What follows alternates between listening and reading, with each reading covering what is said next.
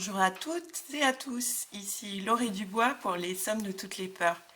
Eh bien, je vous dis bienvenue dans ce deuxième numéro des Chroniques judiciaires où je ne vais encore pas vous présenter une affaire, mais plutôt vous dresser un panel global de ce qui, moi, en tant que maman, m'a fait le plus peur dans toutes les affaires criminelles que j'ai pu lire, étudier ou écouter.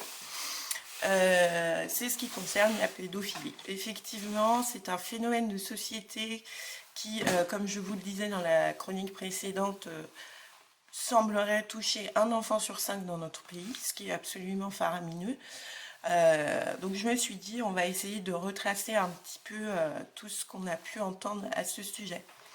Donc il y a eu pas mal d'affaires, dont la première dont j'ai entendu parler s'est passé dans le Pas-de-Calais, en Artois, où une petite fille dans les années 70 avait été sauvagement assassinée. Il aurait été question de notables, d'un notaire. Enfin, en fait, c'était pas tout à fait ça finalement. Mais c'est vrai que la question de s'en prendre sauvagement à un enfant se posait déjà et existait dans ces années-là.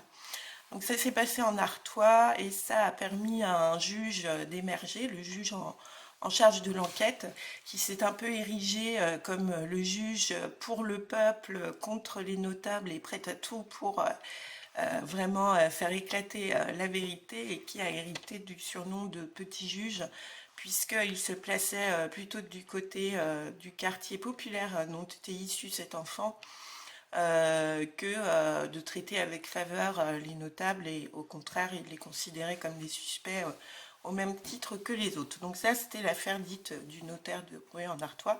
Sans être spécifiquement de la pédophilie, il y a quand même une enfant qui est retrouvée morte dans des conditions très suspectes. Dans les années 90, on a tous été secoués par ce qui s'est passé en Belgique avec l'affaire Marc Dutroux.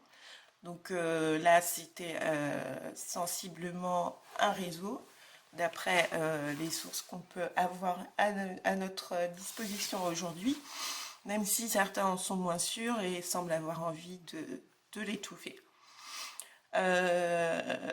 Tristement célèbre également Émile Louis, qui lui était chauffeur de car pour des enfants handicapés et qui choisissait ses victimes parmi les enfants qu'il emmenait et ramenait à l'école. Le duo diabolique fournirait Monique Olivier, donc eux, c'était toujours sur la question du retour de l'école. Madame appâtait les jeunes filles et monsieur leur faisait subir les pires atrocités. Il y a une affaire dont on a peu entendu parler, mais qui a été très fouillée par la presse parisienne, l'affaire Zandvoort, dit le fichier de la honte, où là, il a été découvert des images pédopornographiques et d'enfants torturés en très grand nombre. On en a peu entendu parler dans nos médias. Je pense que c'est pour éviter d'effrayer la population, puisque apparemment le nombre de clichés d'enfants est tout à fait extraordinaire, c'est du jamais vu. Et donc voilà. Si on reste toujours en France, dans le sud-est, alors là c'est plutôt dans la complosphère que cette affaire a éclos, une affaire qui s'appelle Amie de Lisa, qui se situe dans le sud-est de la France, où en fait des grands-parents et leur fille, qui est mère de 2 enfants, se sont battus bec et ongles pour faire accuser un père d'utiliser ses enfants dans un réseau, et finalement ça n'a pas abouti. Donc est-ce de la diffamation, un délire commun de la famille, ou y a-t-il vraiment anguille sous roche? On ne le saura jamais, mais vraisemblablement il s'agissait plus d'un délire. Apparemment Mediapart avait essayé de parler de cette affaire et a conclu qu'en fait il n'y avait pas d'affaire.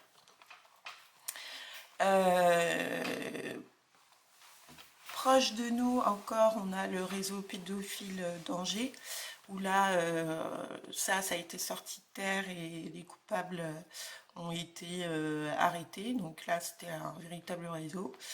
L'affaire Outreau également, où finalement des innocents ont été quand même emprisonnés, certains ont perdu la vie. Sur des enfants qui vraisemblablement avaient été victimes, mais aussi victimes d'une mère complètement mythomane, j'ai nommé Myriam Badawi, et qui a réussi à manipuler y compris le juge d'instruction en charge de cette enquête. Alors certains mettent ça sur son jeune âge, après il ne faut pas sous-estimer les pouvoirs de persuasion des manipulateurs mythomanes et des psychopathes intelligents qui sont quand même les plus dangereux des psychopathes en général. Donc je ne jetterai absolument pas la pierre à ce juge ici, mais plutôt au manque de moyens dont notre justice fait hélas les frais face à l'augmentation des phénomènes criminels et la sophistication surtout des moyens qu'ont les criminels aujourd'hui, qui parfois est clairement en décalage avec les moyens dont dispose la justice, même si c'est de mieux en mieux. Il y a encore beaucoup de progrès à faire. Sinon, on a aussi dernièrement eu l'affaire Jeffrey Epstein. Donc ça, c'est ce milliardaire américain qui faisait venir des filles via Paris en avion aux États-Unis. Il s'est suicidé en prison et sa compagne est en train d'être jugée. Enfin, les choses sont en cours. Donc là, c'était un réseau transatlantique, si je puis dire, puisqu'il s'agissait de traverser l'Atlantique pour aller aux États-Unis ou des États-Unis à Paris, avec des très jeunes victimes. Et ce monsieur côtoyant du très beau monde, il est un peu difficile de faire la part des choses dans cette histoire et de distinguer le blé de l'ivraie. Les relais qui peuvent aussi se faire pas mal sur Internet, c'est les dires d'enfants qui ont été placés par l'institution, que ce soit en foyer ou en famille d'accueil. Il y a un phénomène qui se développerait de plus en plus par manque de place. Les plus grands des enfants placés seraient placés en attente dans des hôtels. On leur paye leur chambre d'hôtel. Et là, séviraient des proxénètes spécialisés dans les mineurs, futurs majeurs. Ils sont à l'âge entre 16 et 18 ans. Et en fait, ils les attendent au tournant et arrivent par divers moyens, enfin les moyens classiques du proxénète, à les mettre sur le trottoir. Ce phénomène se développe de plus en plus. Il y a beaucoup de témoignages qui en parlent. Et il y a aussi beaucoup d'enfants qui ont été placés, qui sont adultes aujourd'hui et qui dénoncent un peu ce genre de malversation ou des lieux de placement où on ne s'occupe pas d'eux, où les subventions versées sont en fait complètement détournées et les enfants se retrouvent sans vêture et sans nourriture et donc du coup livrés à eux-mêmes. Eh bien, pour pouvoir subvenir à leurs moyens, vous imaginez quels subterfuges ils doivent inventer pour survivre. Donc voilà, il faut garder l'œil ouvert aussi là-dessus et ne pas hésiter à alerter quand ça se produit. Plus dernièrement encore, on a entendu parler des chiffres de la pédophilie dans l'Église, avec une ferme condamnation du pape. Voilà, pour qui ce phénomène est complètement une atrocité qui n'a aucun rapport avec les textes bibliques. Heureusement qu'il s'en rend compte et qu'il le dit, parce que visiblement, selon les anciennes victimes, ils ont vraiment eu le sentiment d'avoir été pris en étau dans un réseau, c'est-à-dire dans une chose très organisée et qui utilisait en fait l'Église comme masque pour mettre en place des choses affreuses commises sur les enfants. Donc sur ce sujet, vous avez un film qui s'appelle Les Magdalene Sisters, qui parle d'un couvent irlandais qui recevait des jeunes filles jugées ou déviantes ou qui n'avaient plus de famille et qui en fait étaient des victimes d'atrocités commises par la mère supérieure de ce couvent. Ça illustre le phénomène en Irlande dans les années 70, je crois. Vous avez également un documentaire Netflix, pardon, qui s'appelle Procession, l'espoir au bout du chemin, qui a été réalisé par Green. Donc voilà, et également un autre documentaire qui s'appelle The Keepers, qui là parle du phénomène mais aux États-Unis. Donc on voit que c'est quelque chose d'assez tentaculaire en fait quand on réunit tout ça. En ce qui concerne le sport, vous avez également le documentaire Team USA qui aborde la pédophilie dans le sport, là en l'occurrence dans la gymnastique, et Un si long silence qui raconte l'histoire de Sarah Abitbol. Donc tout ceci permet de faire la différence entre un acte pédophile isolé et un réseau pédophile où là il y a une vraie organisation des hommes et des femmes qui se constituent pour exploiter sexuellement ensemble des enfants et moyennant de l'argent. Donc voilà, vous avez différentes associations qui sont nées et qui protègent les enfants.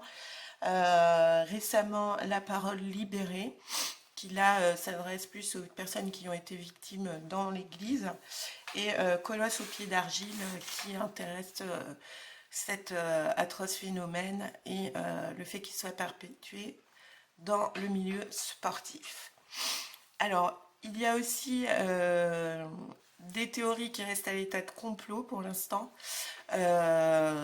notamment qui toucheraient des formes rituelles, etc., d'atteinte aux enfants utilisées à des fins légèrement ésotériques. Bon, rien n'est prouvé à ce sujet, il n'y a pas de preuves,